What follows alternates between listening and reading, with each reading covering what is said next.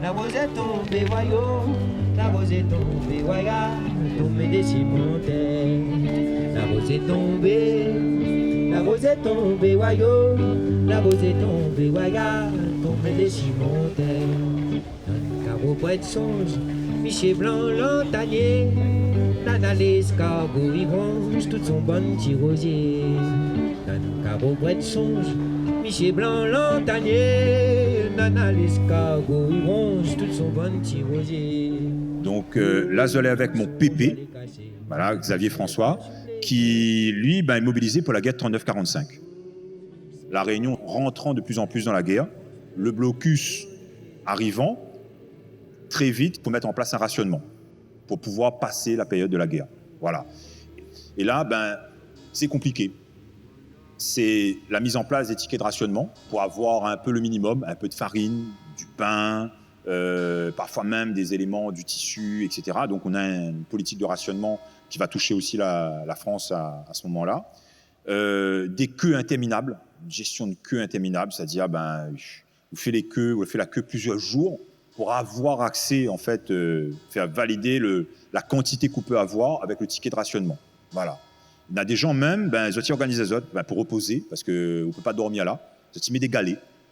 Ils ont mis des galets, ils ont dit un boug pour dire, vous n'êtes pas là, le bouglé avant où, qu'il a fait le relais avec où, lui pousse le galet pour où.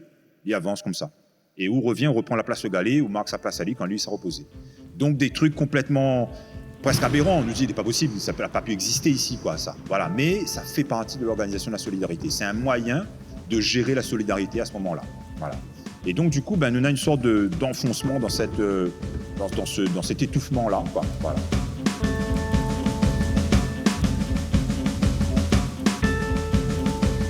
Si tu avais besoin d'un mètre de tissu, il te fallait un ticket. Mais ce tissu-là n'arrivait pas tous les jours. Ça arrivait une fois, je ne sais pas tous les combien de temps. Je ne me souviens plus. Donc, mais avant, un jour du mois, je pense, on allait à la mairie pour avoir le ticket. Donc, papa, lui, il allait là-bas. Donc, les gens savaient bien le bon pour acheter le tissu, mais ils n'avaient pas d'argent. Parfois, il n'y avait même pas le tissu non plus. Donc, papa repayait les gens, rachetait le ticket avec les gens qui ne savaient pas que faire de leur ticket. Il rachetait le ticket et puis quand les arrivages de tissu arrivaient, là il partait dans une boutique, c'était une boutique chinoise surtout, et il achetait du tissu. Voilà comment ça se faisait. Mais il revendait après ou tu gardais le tissu? Non, mais il achetait du tissu pour nous, notre consommation, parfois pour les gens de la cour et tout ça. Voilà comment ça se passait. En ville, ça a dû être vraiment la catastrophe. Quand il y a un bœuf qui arrivait, il disait tout le monde courait derrière. Enfin, c'était vraiment... Ah non, ici non. Saint-Paul, on est bien. Ici, on a vraiment solidaire. On voyait pas, si quelqu'un passait, il n'avait pas à manger, on lui donnait à manger. Oui. Quand on est entré dans la maison actuelle de Mémé Cadé, là, c'était en 47. Maman, dans la vieille cour d'avant, elle avait le bœuf. Ah oui. Elle avait la vache, elle avait les cabris, les chèvres et tout. Donc, on avait notre lait le matin. Oui. Mais là, on plantait le maïs, on plantait même le riz, maman m'a dit qu'on plantait. On plantait des pommes de terre, on plantait des haricots, des pois. Tout le monde mangeait. Le journalier, celui qui travaillait dans la cour, tout le monde était là. Et là, pendant un bout de temps, pendant au moins un mois, tout le monde était dans la maison de Mémé. Après, c'était pareil, il n'y avait pas de café. Et il y avait une plante qui s'appelait l'indigo, j'ai d'ailleurs un pied, je crois, dans la cour, mais qui donnait un petit truc comme ça, un petit épi comme ça. Là-bas, il y avait des petits grains. Les gens ramassaient l'indigo, ils allaient griller ces petits grains-là pour boire en guise de café. Ah oui. Je ne sais pas quel goût ça avait, je ne peux pas te dire. Je pas appris ça. Mais ils buvaient ces affaires-là, tu vois. Ça est presque mieux, là-bas, il est à tomber. Et avant, c'était dans la guerre. On perdait pas un chacun. Ah non, c'est sûr. C'est sûr. Aujourd'hui, si quelque chose comme ça arrive à La Réunion, les gens ne seront plus pareils du tout. Parce qu'avant, il y avait beaucoup plus de solidarité et puis il y avait moins de voyous. Ça, je te dis, il y avait moins de voyous. PPKD, le soir, il dormait, porte ouverte, quand il faisait chaud. Il mettait une natte devant la maison, il dormait comme ça en plein air. Maintenant, tu n'oserais plus faire ça. Tu vois, c'était vraiment la période où tout était calme. J'avais pas de bagarre.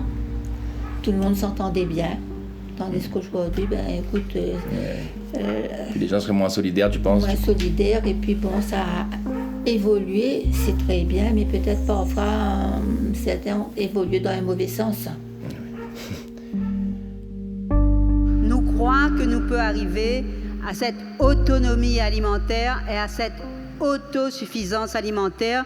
Laurent l'a bien dit, là pourquoi? Nous l'avons galé dans la mer, donc elle n'a pas besoin d'être ingénieur pour comprendre qu'il faut nous soubattre, donc pour manger, hein, pour gagner notre sous, pour planter. On est 850 000 et bientôt on va être 1 million et qu'est-ce qu'on mange?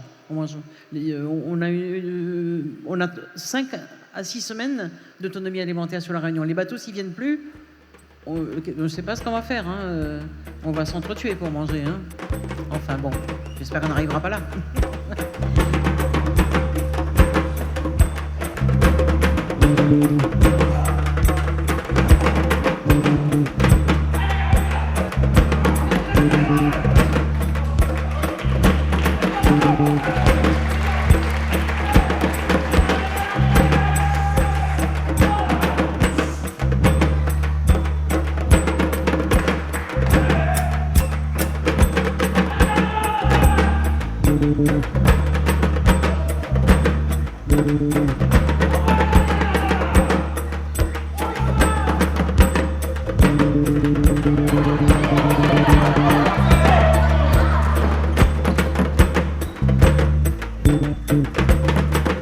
Hélas, ce qui se passe en ce moment nous est favorable, mais hélas, bon, c'est-à-dire les conditions météorologiques avec le réchauffement climatique, les conditions géopolitiques, les conditions sanitaires, hein, peut-être d'autres encore, cette démographie galopante. Et je voudrais citer un artiste réunionnais, il s'appelle Alain Joron, qu'il avait déjà fait un morceau là-dessus, au thé créole, qui dit que nous bétonnons trop et il faut nous manger. On regarde notre petit pays, on est en train de bétonner seulement et manger, tout à l'heure, nous n'aura plus. En gros, le morceau, il dit ça. Je voudrais rendre allier hommage aussi, parce que c'était un militant de cette autonomie alimentaire. Au thé créole, où va pétosier, ton petit pays, l'est en train de changer. Un jour, quand tu vas arriver ici, tu seras comme un étranger. Ton petit pays. Moi j'ai pris ma radio. Ça sert toujours une radio. Vous verrez. Hein Marguerite? Marguerite? Ah! Hé Marguerite! Hé Marguerite! Ça sert toujours une radio, pas vrai? Ouais. Toute radio Elle est toujours d'accord avec moi, Marguerite. La radio, c'est important. Hein Marguerite, c'est vrai, hein? Ah, je suis vite. Voilà.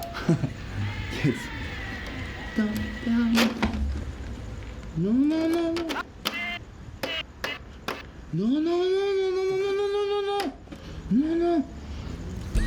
Non mais toi, ça y est, c'est la fin.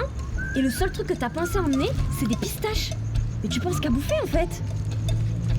C'est pas des pistaches, c'est des cacahuètes. Et enlève ce chapeau, c'est ridicule.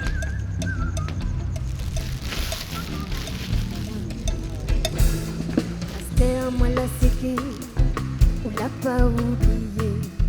Des jolies la forêt, on l'a mis bacarré, on l'a pas entendu. Moi la gratte doucement, l'air où la mange c'est moi. Moi la c'est des aubergines, des feuilles d'Inde, de la citronnelle, des salades et de la tomate. Des fraises, des piments, des radis, du basilic, de bananier, de la menthe et on a planté du romarin. Ça sent bon ça, hein? Ah waouh! Ah ouais, toi tu prends dedans comme ça. C'est suite à une formation que j'ai faite au lycée Le Comte de Lille, où on a travaillé sur la permaculture et les jardins bio. Donc l'année dernière, tout était vierge, il n'y avait rien, juste une étendue d'herbe. Et aujourd'hui, c'est presque luxuriant, on va dire. Et ces bananiers là, par exemple, qui étaient tout petits, maintenant on a notre régime de bananes, nos régimes de bananes, et tous les bacs qui produisent déjà un peu. Et vous, c'est pourquoi faire alors? Après, vous allez les manger, salade? Oui, on va préparer. C'est l'école qui va les cuisiner? Oui. Ah c'est bien ça, donc en fait vous produisez directement votre manger qui va être cuisiné dans la cantine. Oui. Et après tu manges ça? Oui. Ah c'est gaillard ça. Les enfants, dès qu'on leur propose d'aller dans le jardin, de mettre les mains dans la terre, ils sont les premiers à réclamer. Donc oui, ça a été super.